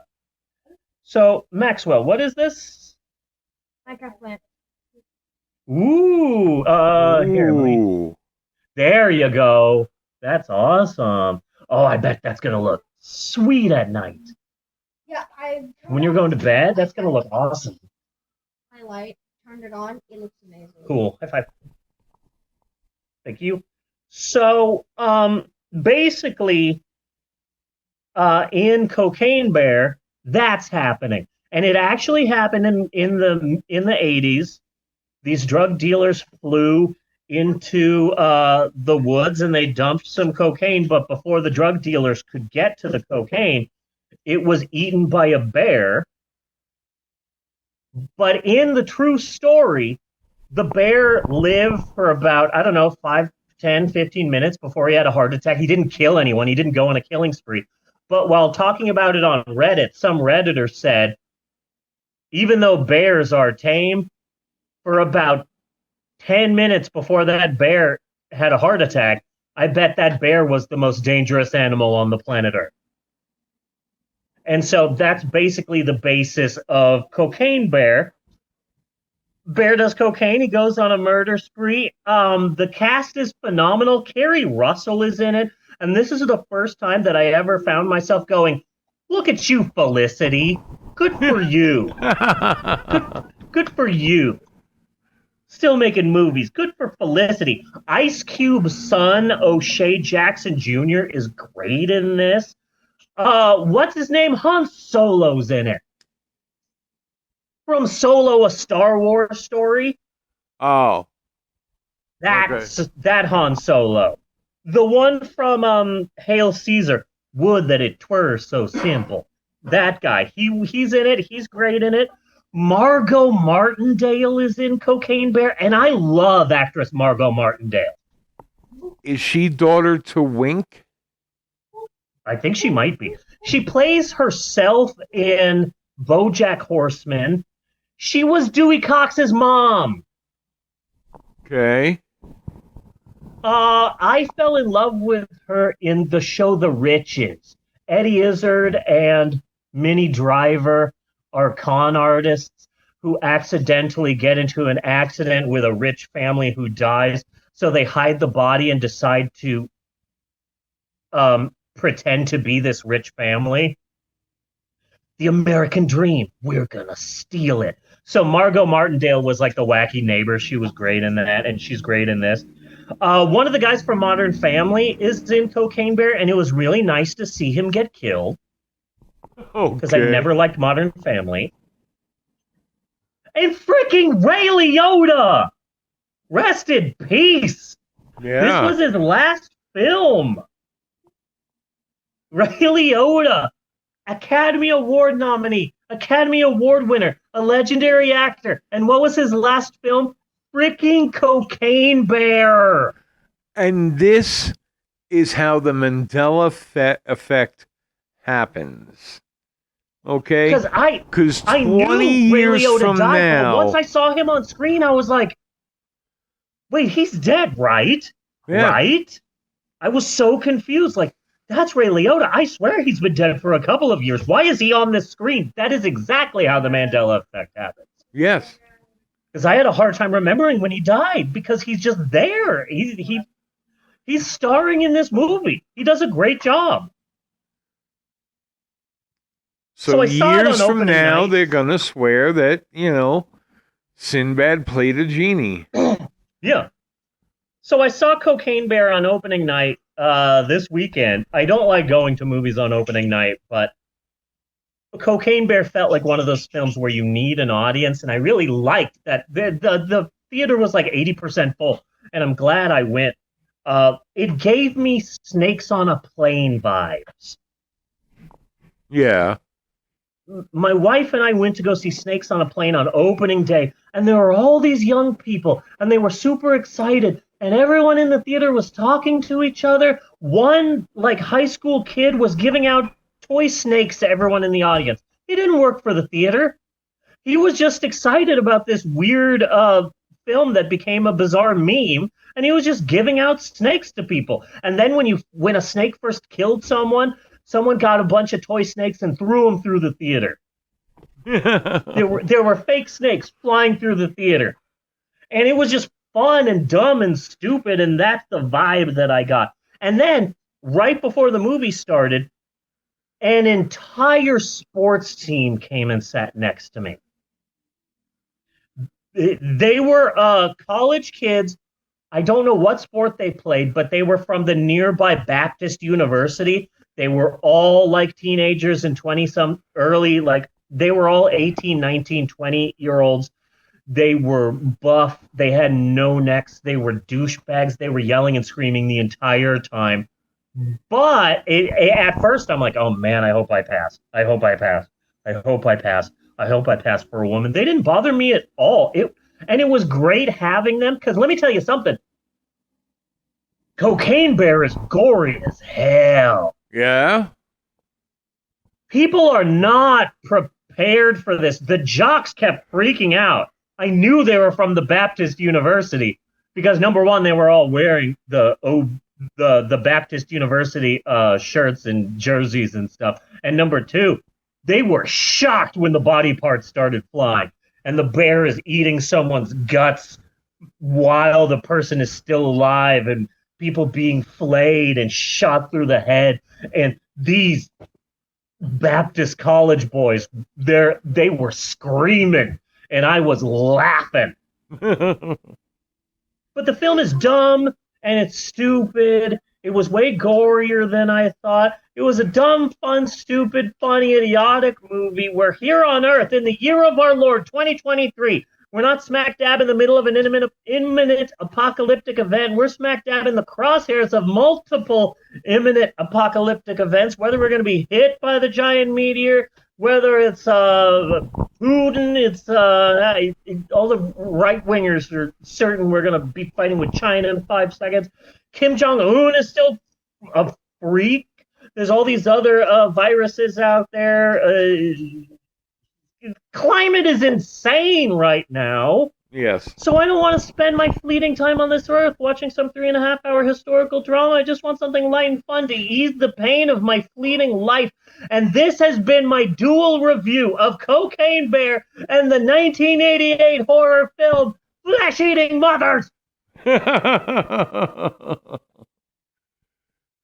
Funny, can you grace us with the plot of this film? Yeah, there are mothers. They eat flesh. It's never explained why. It's like a sexual disease. They suddenly just start getting hungry and start eating everything in the house and then start eating people.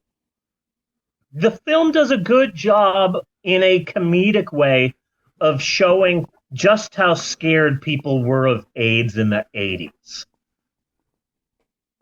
Yes, because this was some kind of a virus. Yeah. We're never going to get rid of it. That turned people... watching this movie, it really gave me flashbacks to the late 80s, early 90s where I'm hearing things.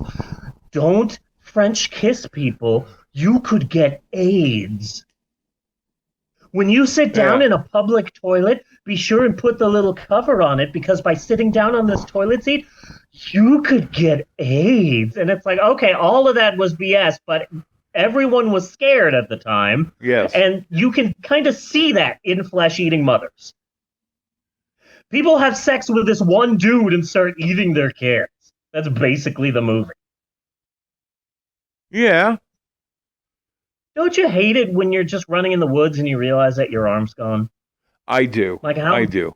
If I had a nickel, you know? But again, this is a horrible, horrible movie. It is. It is with bad. But when you have two actors sitting on a curb, one in a yellow hoodie, and she says the line, "My mom ate my little brother," and they break out laughing and just keep that shit in. Yeah. I appreciated that. And that stupid line of like, hey, we're going to have our mothers chewing our asses off. And it's like, you get it. But the acting was horrible. Nobody was believable in the slightest. And they were all basically just really reprehensible people. The acting was so horrible that it felt to me like, like a Frankenstein 77, like a Dracula 78. Like this movie is Manos 88. Yeah. That's what it felt like to me.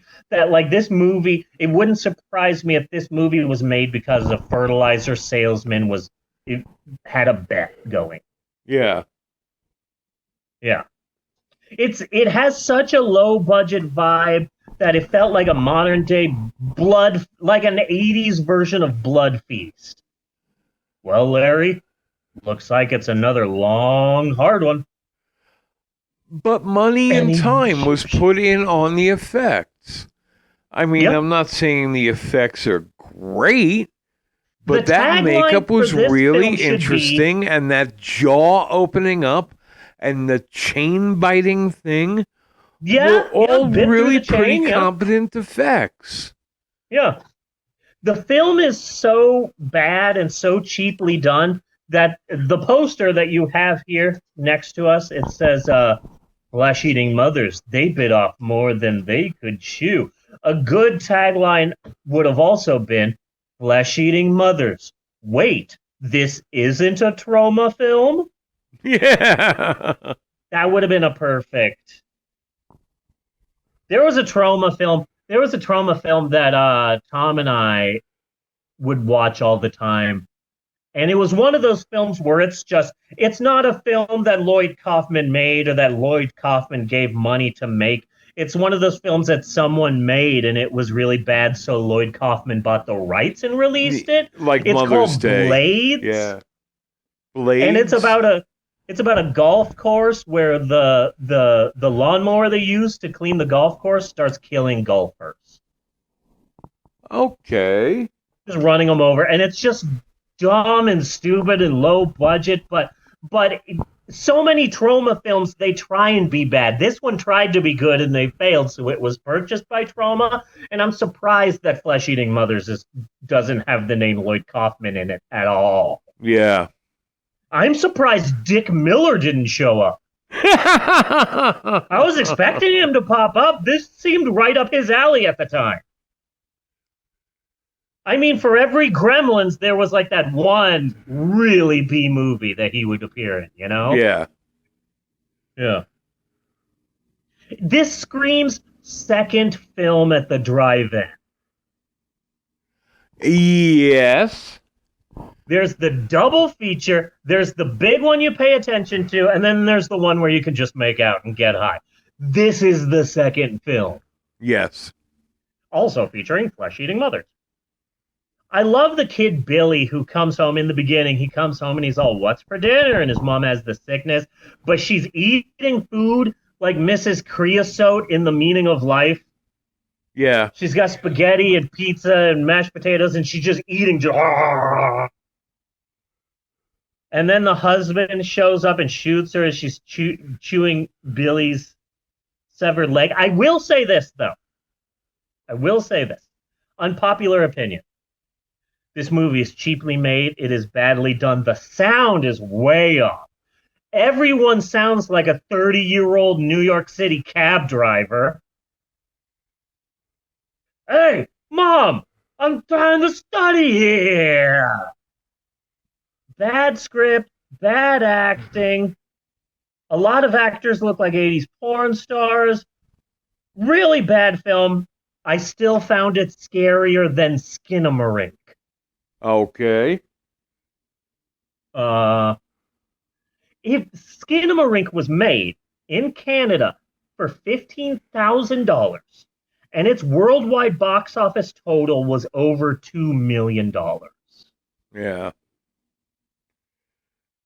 It is so bad. We were going to do it next, but this movie was so bad that for our next film, I picked something that's supposed to be good. But pretty soon, we're going to have to do Skinamarink because I want you to see this film. Okay. And I want to discuss it with you. Okay. It is... okay. The You Should Drink That's More why. Milk That's Son why scene. I have said several times we should do a movie. Yeah. Do it right in your house. Draft all your kids.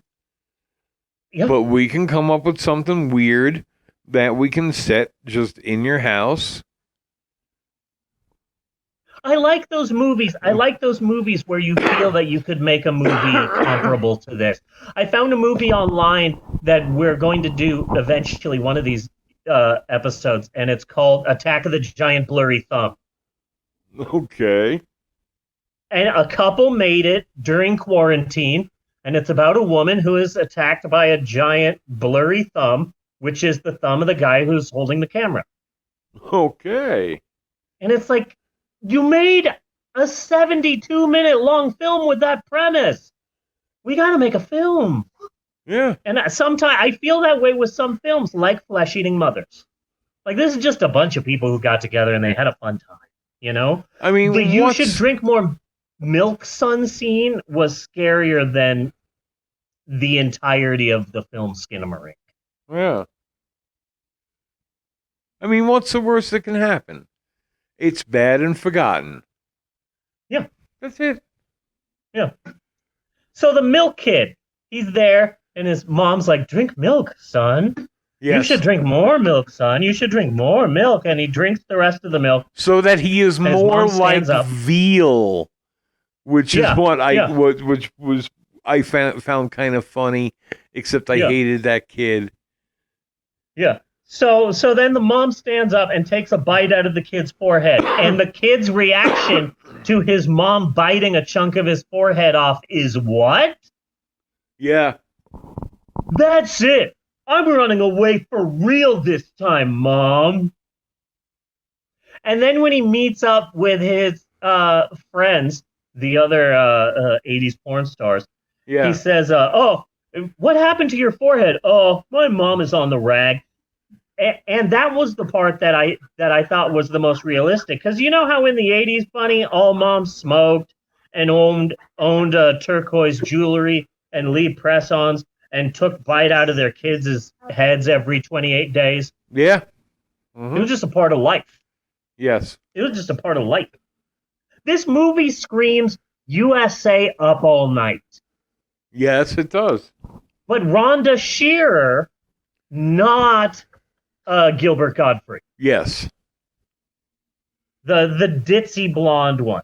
Bunny, if you saw your mother eating someone and then slowly creeping over to you, are you attacking your mother, or are you one of the freaking teens in this movie?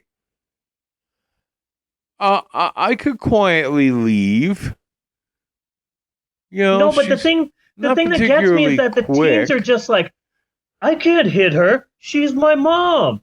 Sure, she ate my dad and ate my brother and ate my sister and ate my friend, but I can't hit my mom. Dude, my mom eats one finger. I am getting a blowtorch. I'm sorry. My mom looks at me a little bit hungry. I'm getting out of back. Yeah, I don't think I would do much whining about it. Yeah. I feel like this is a good bad movie. There's a line between a lot of movies try to be a bad movie and they fail because they're trying to be bad. Then there are those films that try really hard to be good, but they end up being bad. We did that 2 summers ago. Battlefield Earth, perfect example. Yeah. This movie's going to be great. Oh, wait, it's horrible. Then there are those films, those rare films where it's like, okay, this movie's not going to be the best, but we're going to try our hardest and we're going to have fun. And they had fun making this movie, and it looks fun, and it's cheap, and it's stupid. And, you know, you smoke a joint and watch Flesh Eating Mothers. It's fine. It's bad, but it's yeah, bad enough. I'm sticking with my. It's horrible, really horrible, but it's got bright spots. It does. It's got when that mom opened up her gaping maw like Garrett Morris in The Stuff, and her mouth opened like Killer Clowns from Outer Space. That got me. I'm like, oh, okay. Very impressive. Yes. You all tried. You put some effort into this. Good for you. Everybody go see Flesh-Eating Mothers. Out of all the 80s horror movies that are out here, this is one that I'm surprised that people don't know of that well. Yeah. Because Johnny Depp doesn't get sucked into a bed during it. Because Kevin Bacon isn't stabbed. Yes. Because Heather Langenkamp isn't in it. But this movie is fun. I had fun watching this horrible movie. Bunny. What? Next week, we were going to do another horrible movie, but I wanted to pick something that was a horror movie, but that's supposed to be good. And this is a movie that I've been wanting to see every free day that I have. I have wanted to sit down and watch this movie, but I haven't been able to because I have 5 kids and I have a wife, and it's been very difficult. But I figured one good way to make sure that I watch it is to do it for the podcast. So next episode, next week, it's not next week, it's 2 weeks from now, but next week, we will be watching Mia Goth, the new Queen of Horror from X and Pearl, 2 movies that came out in 2022 that were freaking amazing. She stars in 2023's Infinity Pool. Okay. It's supposed to be good, but it might be bad. I don't know. It's a new horror film, and we're going to watch it. It's supposed to be crazy. And we are watching that next week. Check the cough. It's there. Cool. That's what we're doing next week. But now that I'm looking back at this week, hey, Dick Miller, Sean Penn, John Cleese, Roger Waters, Just Kidding Rowling, Knock at the Cabin, Ant-Man 3, The Dark World, American Psycho, like they'll ever make a movie out of that. I gotta say, and this episode proving, along with the rest of the world, nobody really gives a shit about Julian Sands. Yes. I gotta say, and some really great pickup lines. Don't want to forget that. I gotta say, I think this has been a pretty good episode of the podcast. This has been a damn good episode. Okay. Yes. Okay. Good. Because I was going to say that I felt that way, but I feel like you're the one who gives kind of like the stamp of approval at the end of the podcast, and I don't want to step on any toes. When I say that, I try and say that specifically like Daffy Duck from the first episode of the Looney Tunes show, which was sadly canceled ahead of its time. But yes, I concur with your assessment, good sir. So Daffy. until next week, Daffy. Yes. I am Bunny Williams. And I am Reverend Maylin, and on behalf of Maxwell, Natasha, Mal, Eleanor, Maxwell, Amber, and everybody else, I just want to say thanks for listening. And we will see you next week, you godless heathens. And you douche waffles and poopy tits. And you cocaine bear. Nice. And you cookie. And you cookie, okay? Character. Daphne Duck? Daphne Duck. Thanks. I'm never gonna outlive that. Do do do do do. Do do do do do do do do do do do do do. Skitty bop a doo wow.